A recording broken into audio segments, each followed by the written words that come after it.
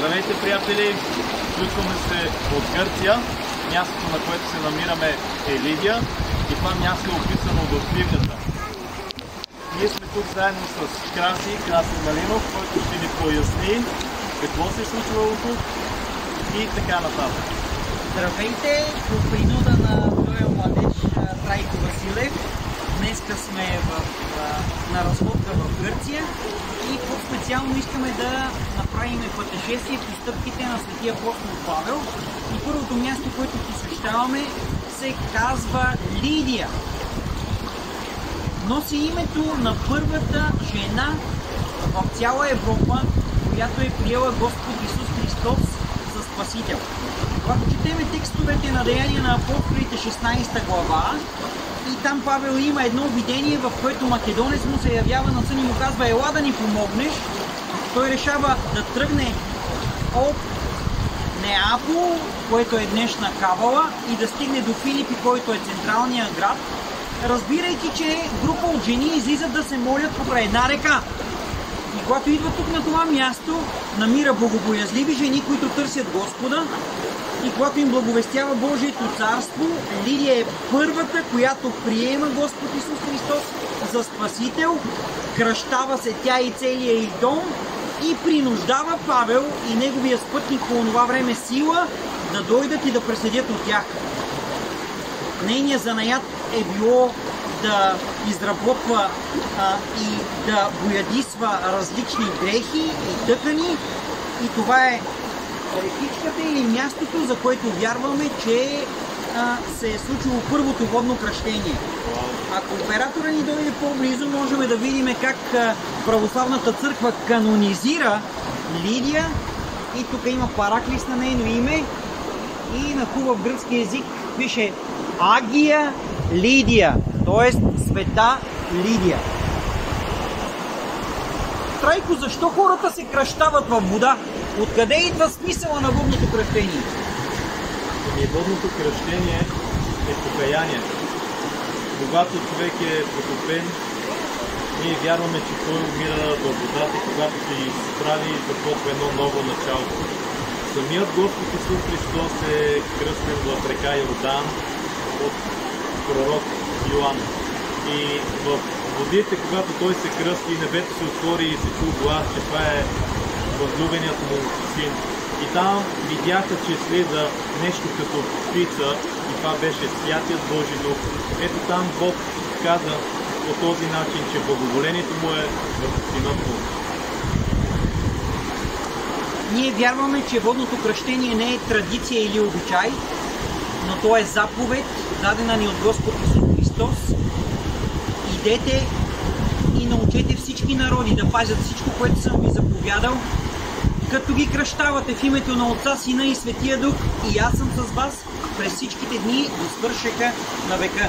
Така че европейското начало на благовестието започва тук, от това място, носещо вече името на първата жена, приела Евангелието и благовестието в Европа, сестра Лидия, с която ще се видиме на небето. Благодариме. Слушам. Един въпрос. Какво му е нужно на човек, за да бъде кръстен? Какви стъпки трябва да направи? За да реши някой да се кръсти, според мен първо в него трябва да има осъзнаване, че е грешен, осъзнаване, че трябва да се покае за своите грехове, защото водното кръщение е покайно кръщение. Ние се кръщаваме за покаяние, за прощение на греховете. И второто нещо, трябва да има чистосърдечна вяра в него, че Христос е Той, който може да прости греховете му чрез вяра в него, за да бъде кръстен, новороден и да стане ново създание, ново творение. Така че единственото условие е, така попита и апостол Павел, така попита и Филип скупеца: ако вярваш, можеш. И скупеца отговори: вярвам, че Исус Христос е Божия син. За мен това е единственото условие. Декларация на вяра. Вяра. Да. Обичките. И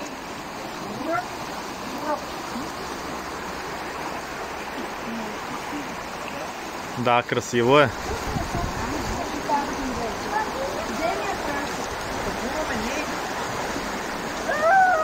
Гледай я!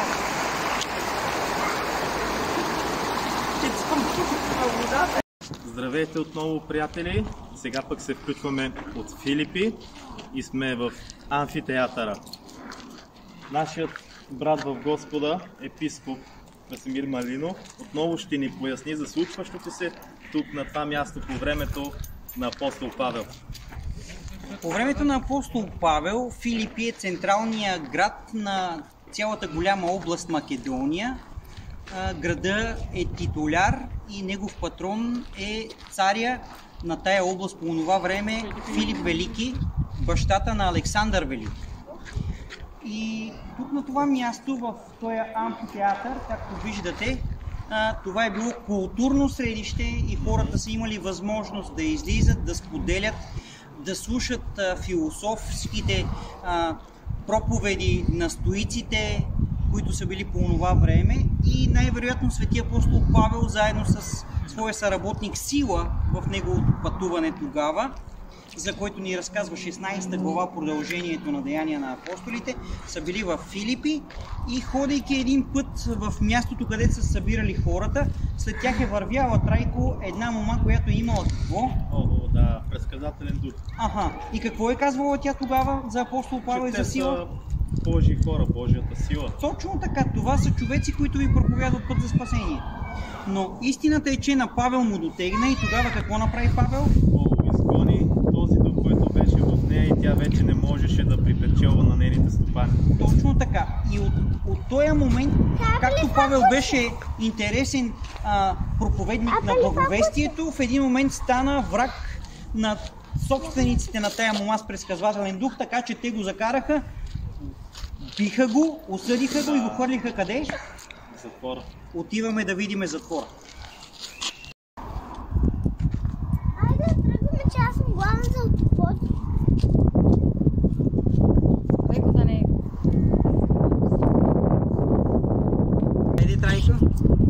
Това място е познато на повечето от вас. Тук Павел и Сила са затворени и правят нещо, което е за наше насърчение. Въпреки обстоятелствата, те не поглеждат на веригите си, не поглеждат на затвора, в който са, но викат към Господа и пеят химни. И всички ние знаем каква свобода стана. Не само за тях, а за всеки един от тях. Дори онзи, който беше там, който ги пазеше, искаше да посегне на живота си, защото си мислеше, че всички затворници са избягали. И сега, разбира се, отново ще се включи нашия прекрасен брат. Тръгваме в движение, понеже сме притиснати от времето, но това е прословутото място, в което апостол Павел казва на тъмничния началник: повярвай, за да се спасиш ти и целият ти дом. Айде!